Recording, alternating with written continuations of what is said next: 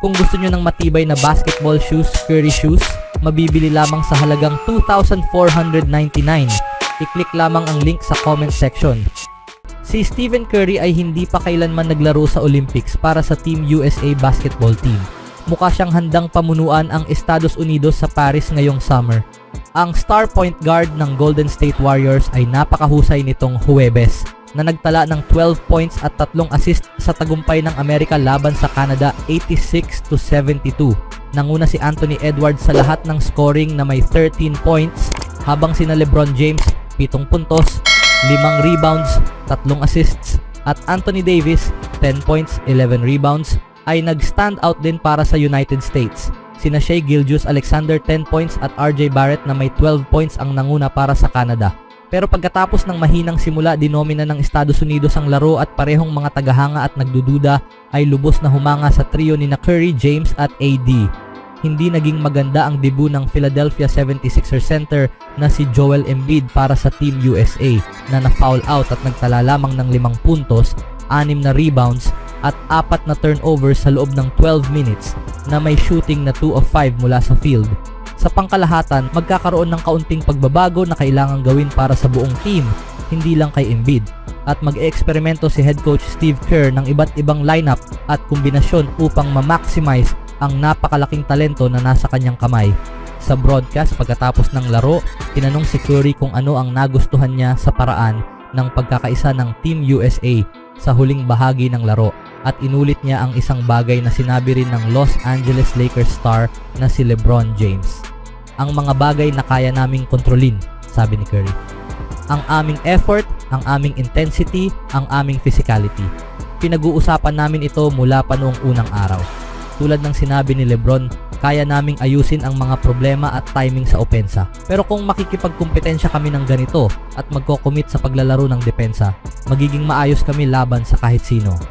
Tinanong si James tungkol sa paglalaro kasama si Curry at sinabi niya, 2 tao lang, mahal namin ang paglalaro ng basketball, sinusubukan naming magtulungan.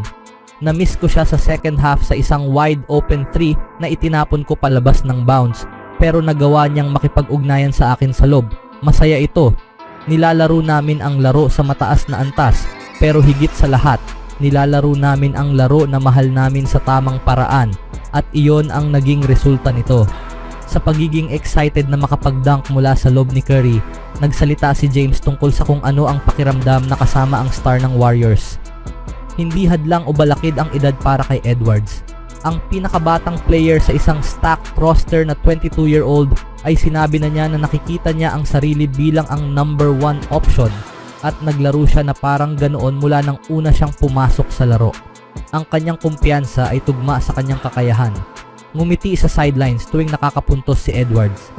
Magkakaroon ng mga sandali kung saan ang star ng Minnesota Timberwolves ay kailangang maging top dog ni Kerr kahit na mula sa bench o bilang isang starter. Ngunit, ang pinaka-realistic na resulta ay ang number 1 option na maging kombinasyon sa 3 mukha na naghari sa huling 2 dekada ng basketball, Curry, James o isang healthy na Durant. Sa totoo lang, hindi maaaring magkamali si Kerr. Mayroon siyang mga pagpipilian saan man, lahat ay all-star, hindi magiging issue ang scoring. Ang tanging problema na maaaring kaharapin ng Team USA ay ang pagbuo ng sapat na chemistry sa loob at labas ng court sa tamang oras upang manalo ng ginto. Ang kanilang susunod na destinasyon ay aalis sila sa Las Vegas sa Biyernes para sa mga exhibition games sa Abu Dhabi. Naniniwala si James na nasa tamang landas ang team. Alam namin na mas mahusay pa kami kaysa sa ipinakita namin, pero 4 na araw pa lang kaming magkakasama, sabi niya pagkatapos ng laban. Ang lahat ng mga pagkakamali sa opensa, mas maganda pa kami dyan. Pero hanggat dumidepensa kami, bibigyan namin ang sarili namin ng magandang tsansa na manalo bawat laban. Gusto lang namin manalo ng ginto kahit anong kailangan gawin, dagdag ni Curry. Lagi naming pinag-uusapan kahit ano pa ang iyong stats, kahit gaano karami ang minuto mo sa laro. Kung ang lahat sa court ay committed na gawin lang ang hinihingi sa kanila, magiging maayos tayo. Dahil sa talento na mayroon sila, walang koponan sa mundo ang makakapigil sa kanila. Anong masasabi nyo sa Team USA mga kaibigan? Sa ibang balita naman mga kaibigan, karamihan sa mga players ng Golden State Warriors ay hindi untouchable pagdating sa usapang trade, si Stephen Curry ang malinaw na exception. Noong Miyerkules, lumabas si head coach Steve Kerr sa Willard and Dibs show at binanggit na si Curry lang ang players na hindi isasama sa anumang usapang trade ngayong off-season. Napakakaunting players sa liga ang hindi pinag-uusapan sa mga trade discussions. Si Steph Curry ay hindi pinag-uusapan sa mga trade talks. At kung titingnan mo ang listahan ng mga team sa NBA, malamang na hindi pinag-uusapan ng Los Angeles Lakers si LeBron James. Bawat team ay may isa o dalawang players na hindi kasama sa trade talks, kaya't ang karamihan sa mga players sa NBA ay mapag-uusapan sa mga trade talks dahil lahat ay nagtatangkang pagbutihin ang kanilang koponan.